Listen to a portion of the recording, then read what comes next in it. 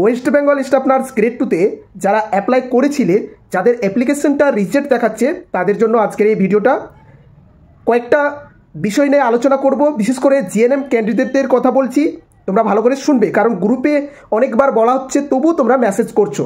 ভাবছি ভিডিওর মাধ্যমে তোমাদের বোঝানোর চেষ্টা করবো। 1 নম্বর পয়েন্ট, যাদের এখনও অ্যাপ্রুভ হয়নি কিন্তু রিজেক্ট লেখাটা আসেনি, তাদেরকে বলবো তোমরা ওয়েট করো, তোমাদেরও অ্যাপ্রুভ হয়ে যাবে, টেনশন করবে না। 2 নম্বর পয়েন্ট, যাদের রেজিস্ট্রেশনের ইস্যু ডেট, ভালো করে বুঝবে, যাদের রেজিস্ট্রেশনের ইস্যু ডেট 7ই আগস্ট 2025-এর পরে তৈরি হয়েছে, ঠিক আছে, তারা কিন্তু এক্সাম দিতে পারবে না, তাদের অ্যাপ্লিকেশনটা অ্যাপ্রুভ হবে না।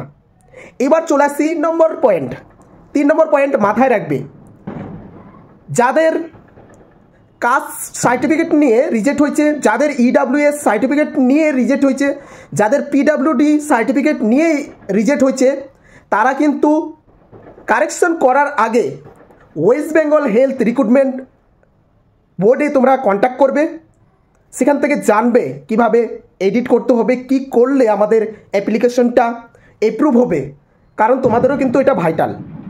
যাদের এই কটা জিনিস, 3টা জিনিস বাদ দিয়ে বাকি যে কারণে রিজেক্ট হয়েছে, তোমাদের বলবো তোমরা কারেকশন করে দিবে। যেটা কারণে হয়েছে, যাদের অ্যাড্রেস নিয়ে হয়েছে, যাদের ডকুমেন্ট আপলোড হয়নি, যাদের মিসম্যাচ হয়েছে, ঠিক আছে, মানে দুটো জায়গায় কিন্তু আলাদা আলাদা হয়েছে, এইগুলো নিয়ে কোনো প্রবলেম হবে না, তোমরা কারেকশন করবে। এই ছিল আপডেট দেওয়ার কথা। যখন তোমরা কারেকশন করতে যাবে ঠিকঠাক করবে, কারণ এটাই কিন্তু লাস্ট, আর কিন্তু পাবে না, কারেকশন করার কোনো অপশান পাবে না, এই অপশানটা দিয়েছে লাস্ট, ঠিক আছে।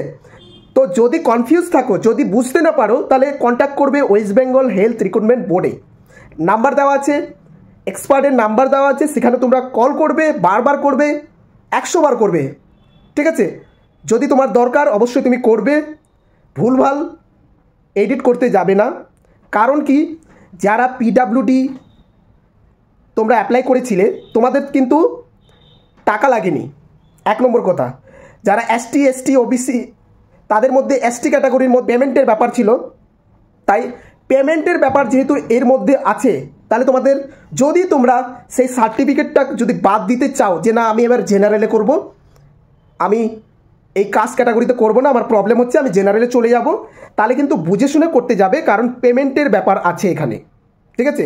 তাই কন্ট্যাক্ট করবে কিভাবে করতে হয়, দেন তোমরা এডিট করবে, সাবমিট করবে, দেখবে কিছুদিনের মধ্যে তোমাদেরও অ্যাপ্রুভ হয়ে যাবে। ওকে, ভুলভাল করতে যাবে না।